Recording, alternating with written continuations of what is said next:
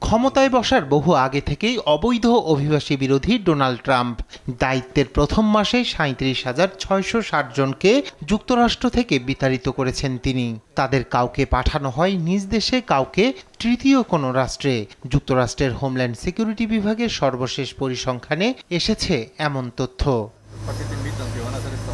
যাদের ফেরত পাঠানো হয়েছে তাদের বেশিরভাগই এশীয়। তালিকায় আছে ভারত, পাকিস্তান, আফগানিস্তানের নাগরিকও। ট্রাম্পের এমন আগ্রাসী পদক্ষেপ আর অভিবাসন প্রশ্নে উঠেছে নানা প্রশ্ন। কারণ যেসব অভিবাসীদের নিজ দেশে ফেরত পাঠানো সম্ভব হয়নি তাদের অস্থায়ী ঠাঁই হচ্ছে তৃতীয় দেশ পানামা, কোস্টারিকা ও গুয়াতেমালায়। কিন্তু কেন এসব দেশ অবৈধদের রাখতে রাজি হলো, আর পিছনে কি বা স্বার্থ, এ নিয়ে আছে প্রশ্ন।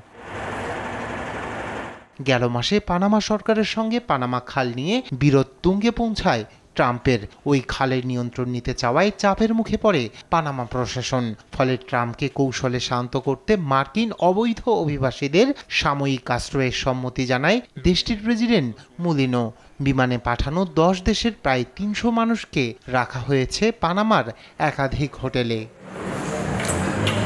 তাদের পথ অনুসরণ করে যুক্তরাষ্ট্র থেকে বিতাড়িত শতাধিক অবৈধ অভিবাসীকে গ্রহণ করে কোস্টারিকা। তাদের কবে ফেরত নেওয়া হবে এ বিষয়ে মুখ বন্ধ মার্কিন সরকারের।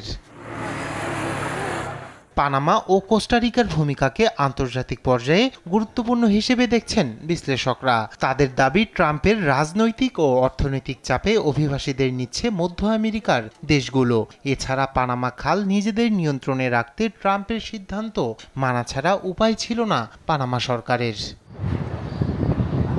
এভাবে অভিবাসীদের বিতাড়িত করে তৃতীয় কোনো দেশে আটকে রাখার বিষয়টিকে চরম অমানবিক বলছে মানবাধিকার সংগঠনগুলো। অভিবাসীদের কেন তৃতীয় দেশে পাঠানো হচ্ছে ট্রাম্প প্রশাসনের কাছে সুস্পষ্ট ব্যাখ্যা নেই, এমনটা মনে করে প্রতিবাদ জানান ক্যালিফোর্নিয়া বিশ্ববিদ্যালয়ের ওয়াশিংটন সেন্টারের নির্বাহী পরিচালক তানিয়া গোলাস-বোজা। তার মতে, অভিবাসীরা একবার যুক্তরাষ্ট্র থেকে বিতাড়িত হলে চিরতরে নিজ অধিকার হারাবে। একই সঙ্গে তাদের আইনি অধিকার হারানোর সংখ্যা দেখছেন মানবাধিকার আইনজীবী ক্লাইভ স্ট্যামফোর্ড স্মিথ। রায়হান কবির শুভ্র, নিউজ ডেস্ক, দেশ টিভি।